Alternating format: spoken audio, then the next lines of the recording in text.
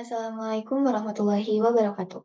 Perkenalkan, nama saya Bunga Syahira Maharani dengan NIM 2406501. Di sini saya akan menyampaikan pemahaman saya berdasarkan praktikum kemarin, yaitu tentang pengukuran dasar dan ketidakpastian secara statistik. Adapun tujuan dari praktikum kemarin yaitu satu, mempelajari cara penerapan teori ketidakpastian secara statistik dalam kegiatan eksperimen. Yang kedua, menjelaskan apa saja faktor yang dapat mempengaruhi ketidakpastian dalam pengukuran fisika. Yang ketiga, menyelidiki perbandingan massa jenis dari beberapa benda yang berbeda. Yang keempat, menganalisis faktor apa saja yang dapat mempengaruhi hasil pengukuran massa jenis suatu objek. Lalu ada variabel percobaan, ada variabel bebas yang terikat. Untuk variabel bebas terdiri dari metode pengukuran, kondisi pengukuran, dan frekuensi pengukuran. Sedangkan untuk variabel terikat yaitu ketidakpastian pengukuran dan hasil pengukuran. Pengukuran adalah proses menentukan nilai kuantitatif suatu besaran fisik menggunakan alat ukur. Pengukuran memungkinkan kita untuk memahami, menganalisis, dan memprediksi fenomena alam secara kuantitatif. Namun, dalam setiap pengukuran selalu ada ketidakpastian. Ketidakpastian dalam pengukuran merupakan konsep penting karena memberi informasi tentang seberapa akurat dan presisi hasil pengukuran. Hal ini membantu kita untuk mengetahui batasan dari data yang kita peroleh dan membuat keputusan yang lebih baik berdasarkan pengukuran tersebut. Pengukuran terbagi menjadi dua jenis, yaitu pengukuran tunggal dan pengukuran berulang. Untuk pengukuran tunggal dilakukan hanya dalam satu kali, sedangkan pada pengukuran berulang dilakukan lebih dari satu kali. Adapun massa jenis suatu zat yang dirumuskan sebagai berikut, yaitu Rho sama dengan M per V, di mana Rho itu adalah massa jenis dengan satuan kilogram per meter kubik, dan M adalah massa zat dengan satuan kilogram, dan P merupakan volume zat dengan satuan meter kubik.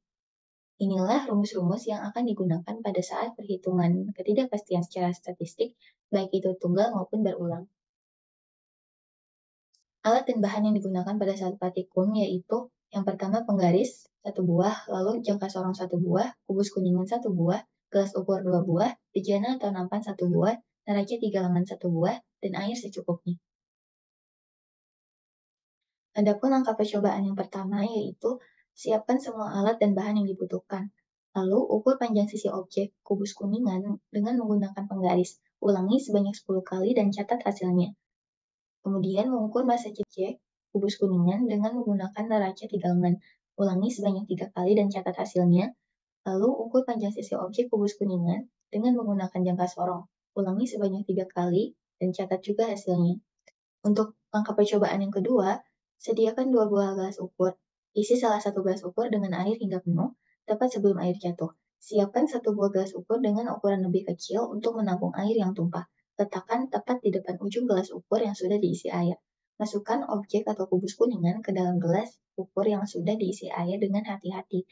Lalu, ukur dan catat volume air yang tumpah. Ulangi prosedur 2-5 sebanyak 3 kali. Inilah data yang dihasilkan pada pengukuran menggunakan penggaris. Diperoleh DI bar yaitu 190,5 dan DI min D bar kuadrat yaitu 4,725 mm.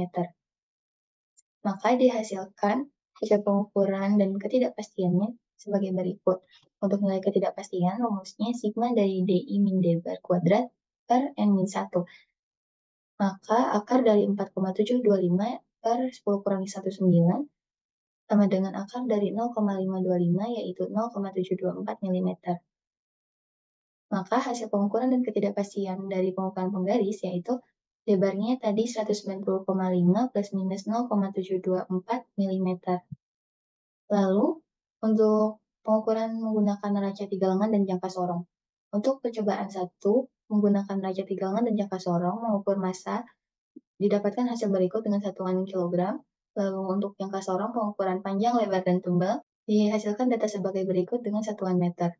Sedangkan pada percobaan kedua dihasilkan massa sebagai berikut dengan volume air yang tumpah sebagai berikut dan satuan mililiter.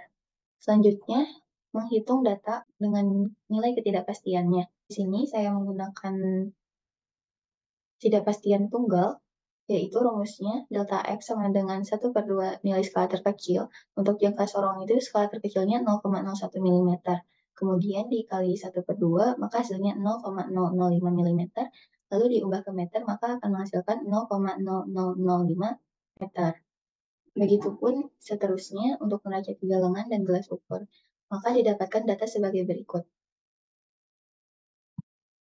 Kemudian, inilah lampiran data-data hasil perhitungan jika menggunakan rumus ketidakpastian berulang.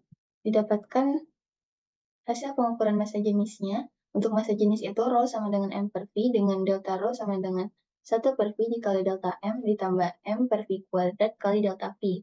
Untuk V dan delta M ini pada percobaan pertama menggunakan V jangka sorong. Sedangkan pada percobaan kedua menggunakan V volume air.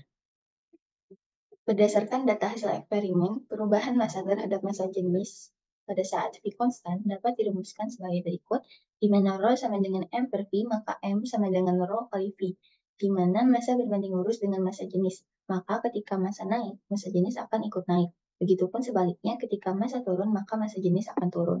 Dan perubahan volume terhadap massa jenis pada saat massa konstan dapat dirumuskan sebagai berikut, di mana rho sama dengan M per V, maka V sama dengan M per rho, di mana volume berbanding terbalik dengan massa jenis. Maka ketika volume naik, massa jenis akan turun. Begitupun sebaliknya, ketika volume turun, maka massa jenis akan ikut naik. Berdasarkan eksperimen yang telah dilakukan, didapatkan beberapa faktor yang mempengaruhi ketidakpastian dalam pengukuran, yaitu seperti human error, yang merupakan keterampilan seseorang dalam melakukan pengambilan data atau pengamatan. Yang kedua, kondisi lingkungan, yaitu bidang alas yang tidak rata. Dan yang ketiga, ketidakakuratan alat ukur seperti alat ukur yang tidak sesuai standar. Jika dalam eksperimen benda yang diukur diganti dengan benda lain yang terbuat dari bahan yang sama tetapi ukurannya lebih besar, hal tersebut tidak akan mengubah nilai massa jenis. Massa jenis hanya bergantung pada sifat bahan, bukan pada ukuran atau bentuk benda tersebut. Hal ini karena massa jenis merupakan sifat intensif, yang berarti bahwa kepadatan suatu zat akan tetap sama terlepas dari bentuk, ukuran, dan kuantitas objeknya. Perbedaan yang signifikan antara hasil pengukuran dengan nilai massa jenis yang tercantum dalam tabel kemungkinan terjadi karena adanya kesalahan dalam pengukuran, kualitas bahan yang berbeda, dan kesalahan menganalisis data. Kesimpulan dari presentasi ini adalah, dalam setiap pengukuran pasti ditemukan ketidakpastian, dan ketidakpastian tersebut dipengaruhi oleh beberapa faktor, baik faktor eksternal maupun faktor internal. Semakin banyak data yang diambil akan membuat nilai ketidakpastiannya semakin kecil.